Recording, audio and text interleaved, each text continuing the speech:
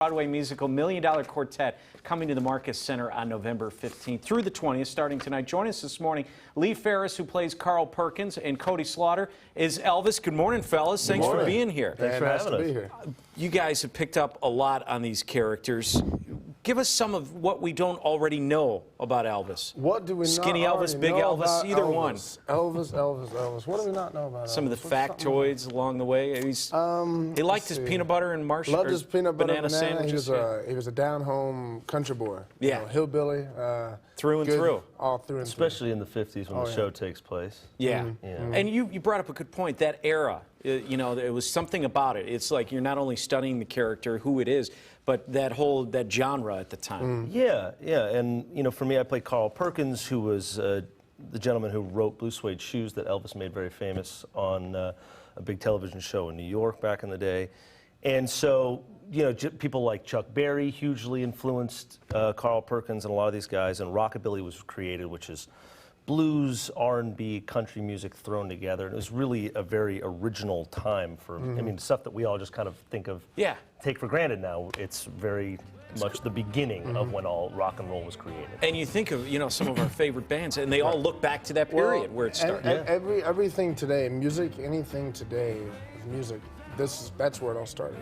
I mean, what American you hear now, music, for sure. I mean, it's unreal. Rock and roll led to this, and then that led to that. I mean, it's insane. So tell me about how you guys studied them. When you take on that role, you said you were just getting on YouTube and seeing as much as you could. I think for me, you know, I'm a big Elvis fan. I've loved the music my whole life. Just getting inside Elvis's head, you know, and just, well, this is where he's from, this is what he's doing, this is how he's feeling at this time, you know, and it's more than just the Elvis impersonators that we see in Vegas. Well, you know, it's not an impersonation. It's I don't know, how would you put that? Well, they're so young at the time of the show, December 4th, 1956, at Sun Records in Memphis. It's just these four icons, Jerry Lee Lewis, Carl Perkins, Johnny Cash, and Elvis. It's very much they're buddies, and they've just, you know, Elvis is home to see his mama, and he's seeing Mr. Sam Phillips, who created Sun Records and rock and roll. And so they're just personable. They just can hang out with you and they can talk. They're not icon, you know, like we look at them now and you think of Elvis in the 70s. Status, nowhere near. It's just, they're down-home boys. And so I think the more natural we kind of hang out as musicians together, the more that conveys what it was at the time. It sounds about as real as the story gets. It's so real. And, you know, this show is like you're a fly on the wall, you know, just for like an hour, like almost 2 hours, you're a fly on the wall for that, and it's amazing.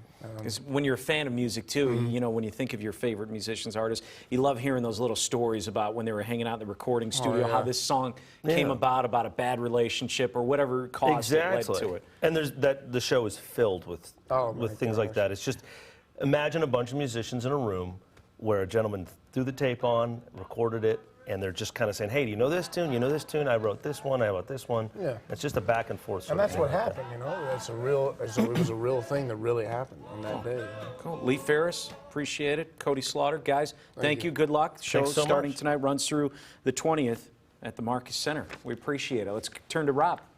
All right, thanks, Sean. It's 8:19 as we take a